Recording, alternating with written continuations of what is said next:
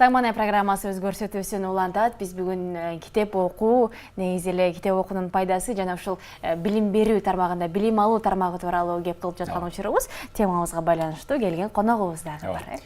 Биздин коногубуз болсо, ушул билим тармагында, билим берүү тармагында көптөгөн салымдарды кошуп келе жатат. Жаш болсо дагы. Нурсултан мырза, кош келиңиз студиябызга. Саламатсызбы? Кутман таң. Дагы бир жолу. Бирге болсун. Өзүңүздүн ишмердүүлүгүңүз тууралуу айтып берсеңиз. Бүгүнкү күндө Кыргызстанда эле эмес, ушул башка дүйнөлүк деңгээлге чыгабыз деген жакшы ой максаттарыңыз бар экен да.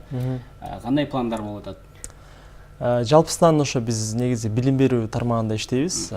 Биз өзүбүз билебиз, бизде Кыргызстанда негизи эле мамлекет мындай тигиндей деп жамандабай, азыркы жаңы өсүп келаткан муундар, жаңы өсүп келаткан жаштар биз башкача көз караш менен өзүбүздүн ой пикирибизди билдиришибиз керек да. Анан ошондой эле биз деле ошо билим берүү тармагында ошондой жаштарга мүмкүнчүлүк түзүп берели деген ой максатта ачылганбыз.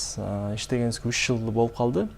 Анан негизги биз кылып жаткан ишибиз ошол жөн эле тилди билбей деле ошо чет жакка барып билим алса болот деген идеяны айтабыз. Анткени бизде жаштарда чет жакта билим алыш керек десе эле стереотиптер бар да. Там байдын баласы окуйт болуш керек чет жакта, же аябай эле кыйындар окуйт. Мен ага мүмкүнчүлүгүм жок депчи.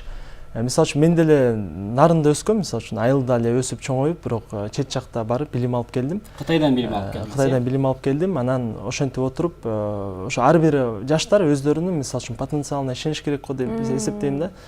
Бизде ошол чектөө болуп атат да. Биз ошол стереотиптерди бусуп, мына сен деле орусча деле жакшы билбесең, там англисче, кытайча деле билбесең, сен главное чет жакка барып, ошол жактан деле үйрөнсө болот.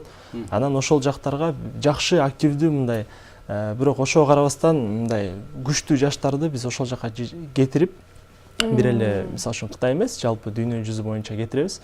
Европа мамлекеттерине жана башка. Анан ошол жаштарга мүмкүнчүлүк түзүп беребиз. Анан биз негизи эле ошол Кыргызстанда бизнес чөйрөсүндө болобу же ошо билим берүү тармагындагы биз башкача бир революция жасагыбыз келет да. Анткени баары эле азыр мындай эски көз караш, Советский Союз болуп калганда биздечи, чынын айткандачы. Анан биз болсо мындай башкача көз караш менен, мындай жаңы идея менен, башка креатив менен. Нурсултан, сиздер аябай актуалдуу теманы көтөрүп атасыздар да. Чындыгында билим берүү тармагында төңкөрүш жасоо керек да. Бул Кыргызстанда аябай курч турган маселе. Анан сиз ушул жаштар өздөрүнүн потенциалына ишениш керек деп дагы айттыңыз да. Бул дагы баягы эң эле сонун нерсе, анткени бүгүнкү биз эле жаштар ошо билим алыш үчүн көп акча керек, анан тил билиш керек, анан ошол эле байдын баласы болуш керек депчи. Сиз жогоруда да айтып өттүңүз, региондорго биз басым жасап атабыз депчи. Ошол региондо билим алып жаткан баягы улан кыздарды жиберүү. Кайсыл региондордон барып келишти, окуп келишти, кандай болду, ошолорду айтып берсеңиз? Азыр мынакей Оштон, Жалал Абад, мындай эле айтайын да, Таластан анан Баткенден жок, калган бүт региондордон барып келишти. Негизи филиалыңыздар бардык аймактарда бар. Бүт аймактарда бар. Таласта быйыл ачылып атабыз, бирок Баткенде жок азыр. Ошол жака жете албай атабыз, буюрса жетебиз. Сиз китеп окуйсузбу? Окуйм. Кимдин китептерин? Биз китеп окуйсузбу деп сураганын себеби бүгүнкү биздин темабыз ушул, китеп жан дүйнөнүн азыгы деген теманын үстүндө сөз кылып атабыз да. Кимдин китептерин, кайсы жазуучулардын китептерин? Биз көп эле негизи мен көп китеп окуганга аракет жасайм, анткени китеп бул чынында эле көп нерселерди берет. Анан эң алгачкы эле мага таасир эткен бул Алхимик деген китеп болгон, Пауло Коэльонун. Андан кийин дагы таасир эткен Джон Кэханын Подсознание может все деген китеби дагы жакшы таасир эткен. Ошол негизи бул көбүнчө мындай бизнес чөйрөсүндө кызыккан адамдар ошондой да. Эми ошол көп эле эми. Жакшы. Анан тилди билбей туруп, барып ошол эле Кытайга, Европа мамлекеттерине барып окуп келсе болот деп атасыз да. Ошол көрүүчүлөр кантип деген суроону берип атса керек.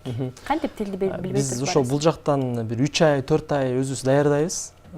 Базалык деңгээлде тил үйрөтөбүз. Бул жактан ошол немис тили болобу, англис тили болобу, же Кытай тили болобу. Анан ошону үйрөтүп туруп, ошол база менен кетиребиз. Анан ал жака барганда ошол базалык деңгээл менен мугалим сүйлөп аткан нерсени балдар түшүнөт да. Анан ошондон ары эле өздөрү алып кетишет. Бунун эч мындай кыйынчылыгы жок да. ошол.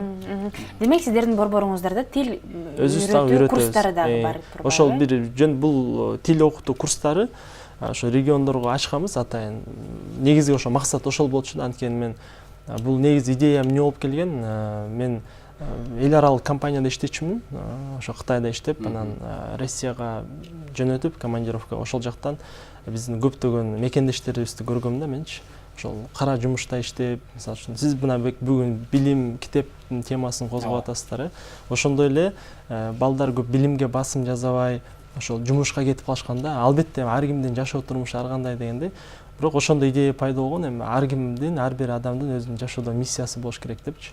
Анан ошо биздин өзүбүздүн миссиябыз ошо билим берүү тармагында бир салым кошсокпу деген ойда. Анан ошентип идея пайда болуп, анан өзүбүздүн командабызды топтоп, и ошонун артынан анан иштеп баштаганбыз да. Мисалы, башка мамлекеттерге жибергенде баягы сумманы айта келсек да, Каражат маселеси кандай болот? Баягы көпчүлүк учурда биз чиновниктердин балдары эле окуп атат деген дагы сөздөр бар да, бирок сиздердин ушул негизги баягы фишкаңыздар ушул экен да. Карапайым адамдар деле барып окуса болот дегенчи. Ошол каражат жагын айтып бериңизчи, канча? Бизде рейтинговый система, ошол 50 студент болот. 50 студенттин окуусу, анан жатаканасы бекер кылып кетиребиз да. Мисалы үчүн Кытайга болсочу.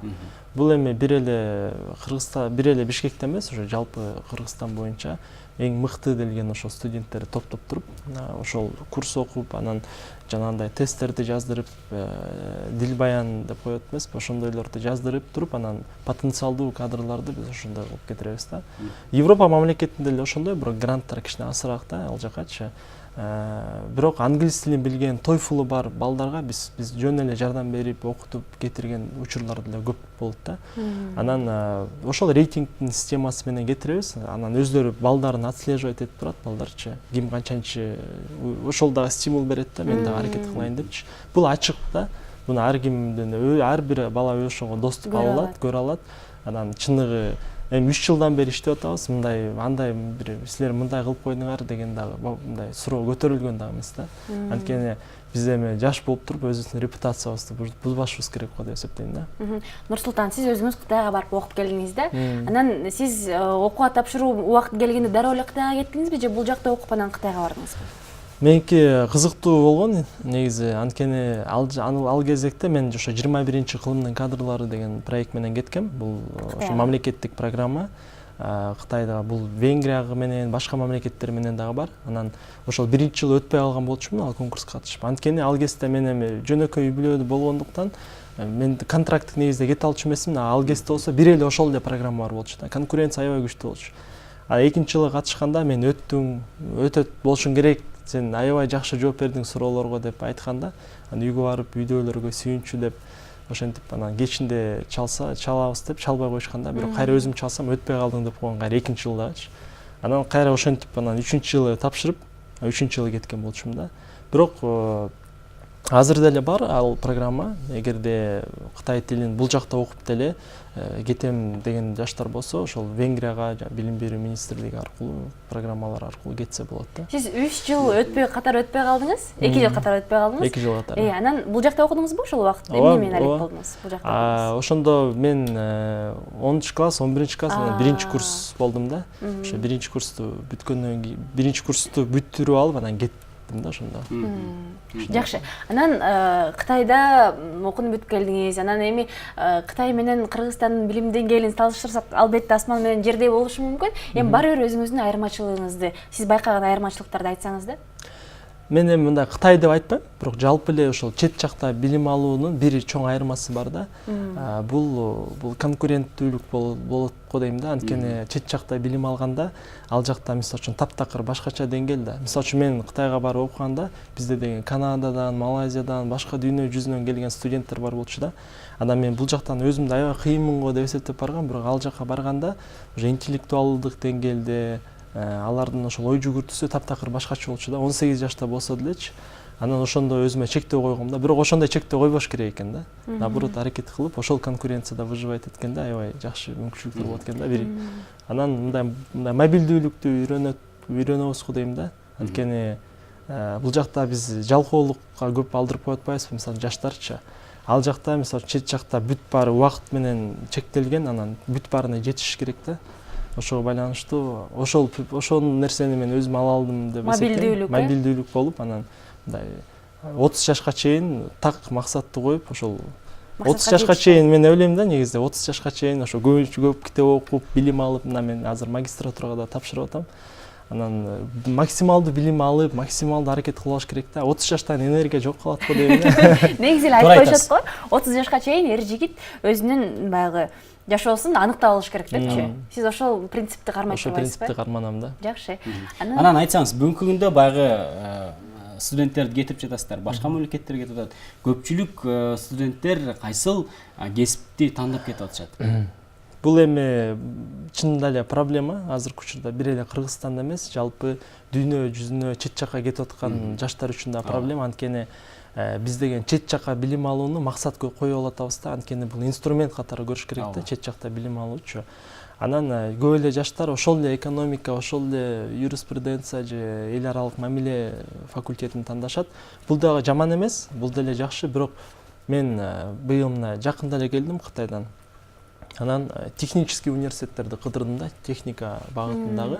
Ошол жакта авиационный университет бар экен, башка ушул техникага, мисалы үчүн чыныгы реалдуу биздин жаштар ушул IT тармагындагы, башка тармагында келип иштей ала турчу жумуштарды да, окуу жайларды кыдырып келдим. Анан мен негизи жеке менин оюм, көз карашым мындай, ошо биздин жаштар ошол жакка көбүрөөк басым жасаса депчи. Анткени техника багыты. Да, техникалык багыттарга басым жасаса жакшы болот деп эсептейм да. А көбүнчө кайсы мамлекеттерге кетип атышат? Европа мамлекеттерине же ошол эле Кытайгабы?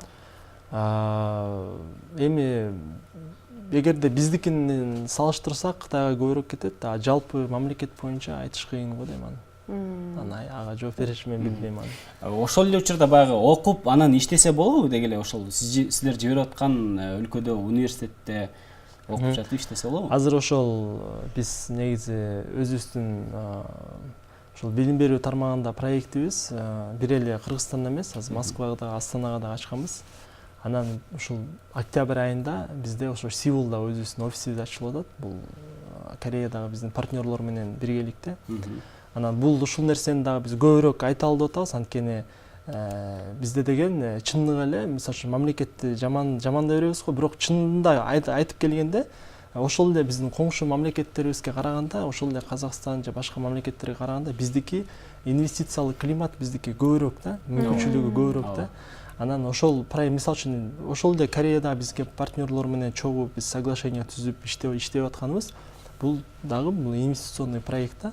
Анан ал жакта офис ачылып, биздин как раз сиз айтып аткан суроо, ошол жакка барып окушат и параллельно иштеген мүмкүнчүлүк бар.